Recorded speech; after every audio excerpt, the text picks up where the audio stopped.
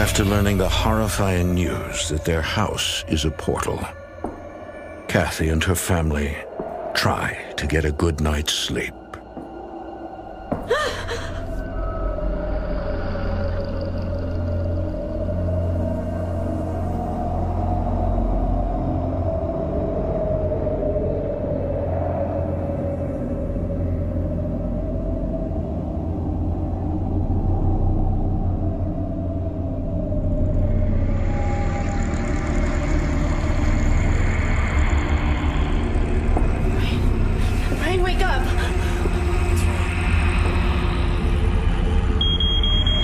The late-night fire alarm sends Kathy Sheets and her family into panic.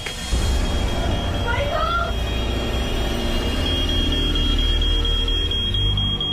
But they quickly realize it was a false alarm.